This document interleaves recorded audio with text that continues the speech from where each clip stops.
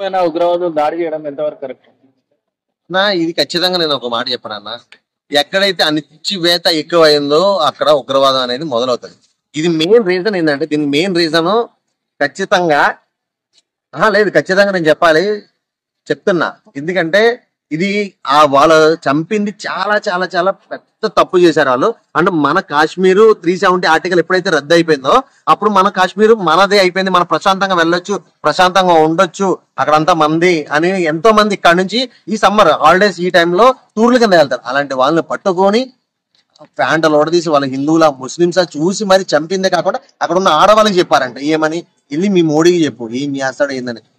ఎంత పెద్ద మాట అన్న ఇది. మనం ఇన్ని రోజులు ఏమనుకున్నాం, ప్రశాంతంగా ఉంది, బాంబ్ బ్లాస్ట్ లేవు, గొడవలు లేవు, ఉగ్రవాదం లేదు అనుకున్నాం. కానీ ఇది వచ్చింది. దీని మెయిన్ రీజన్ ఏంటంటే, కేవలం నేను చెప్పేది ఏంటంటే, నాకు తెలిసినంత వరకు నేను అనుకునేది ఏంటంటే, వాక్ బోర్డ్ ఏదైతే ఉందో మొన్న దాన్ని క్యాన్సిల్ చేయడం, దానివల్ల ఇది చేశారు, కావాలని చేశారు, మోడీకి చెప్పుకో అని రేంజ్ కి వాళ్ళు వెళ్ళారంటే అది ఖచ్చితంగా బయట నుంచి వచ్చిన వాళ్ళ, బయట దేశం నుంచి వచ్చిన వాళ్ళ, లేకపోతే మన దేశంలో ఉన్న వాళ్ళకి ఏమైనా డబ్బులు ఇచ్చి చేయించారు, లేకపోతే మన దేశంలో ఉన్న వాళ్ళు కోపంతో వెళ్ళి చేశారనేది తెలియదు. కానీ ఇదైతే మాత్రం ఖచ్చితంగా ఇది చాలా బాధాకరమైన విషయం. అండ్ ఇంకోటి ఏంటంటే, రేపు అన్న రోజు మనం కాశ్మీర్ వెళ్ళాలి, మనము ప్రశాంతంగా ఉండాలి, అదే సరదాగా ఉండాలి అని వెళ్ళాలన్నా కూడా ఈ రోజున వెళ్ళడానికి భయపడే పరిస్థితి. సో ఇలాంటి రోజు రాకూడదు ఖచ్చితంగా. కాబట్టి నేను ఏమనుకుంటున్నా అంటే, ఎవరికి ఇవ్వాల్సింది వాళ్ళకి ఇస్తే, అంటే ప్రతి ఒక్కరు కూడా సమానంగా, మన భారతదేశంలో ఎవరు ఎక్కువ ఎవరు తక్కువ కాదు, అన్ని మతాలు సమానం, అన్ని కులాలు సమానం అని చెప్పేసి అంటున్నారు. కాబట్టి దాన్ని అలాగే ఉండనిచ్చి మన దేశం డెవలప్మెంట్ మీద దృష్టి పెడితే బాగుంటది. మత కళాలు గొడవలు, మణిపూర్ లో జరిగింది మొన్నంతా గొడవలు, అక్కడ మన బంగ్లాదేశ్, ఈ రోజేమో కాశ్మీర్. ఎందుకు నాకు అర్థం కావట్లేదు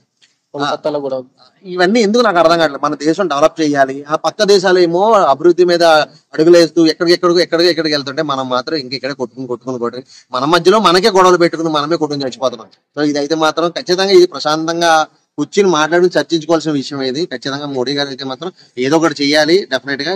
ఇప్పుడు పట్టుకుని అరెస్ట్ చేసి, ఇప్పుడు చంపిన వాళ్ళు ఎవరైతే వాళ్ళు పట్టుకుని అరెస్ట్ చేసి జైల్లో పెట్టి వాళ్ళు మేపినంత మాత్రమే చనిపోయిన వాళ్ళ ఫ్యామిలీకి అయితే మాత్రం అన్యాయం జరిగినట్టే. వాళ్ళు అయితే తిరిగి తీసుకురాలేం మనం. సో ఇలాంటి ఘటనలు మళ్ళీ జరగకుండా ఉండాలంటే ఖచ్చితంగా నేను చెప్పేది ఏంటంటే, ఖచ్చితంగా ఎవరికి ఉండాల్సినవి వాళ్ళకి వదిలేసి మన భారతదేశంలో డెవలప్మెంట్ కోసం, అంటే మన పట్టణోడి మీద పడకుండా, ఈడి మీద పడకుండా, వాడి డెవలప్మెంట్, వాడి పనిలో వాడు పడిపోయి వాడి జీవితం వాడు చూసుకుని ఎదిగే విధంగా రూపాయి సంపాదించుకోవాలా, ఎదగాల అన్న విధంగానే ప్రతి ఒక్కరికి కనుక అవకాశం అనేది కల్పిస్తే ఇలాంటి గొడవలు అనేవి జరగకుండా ఉంటాయని నా ఉద్దేశం.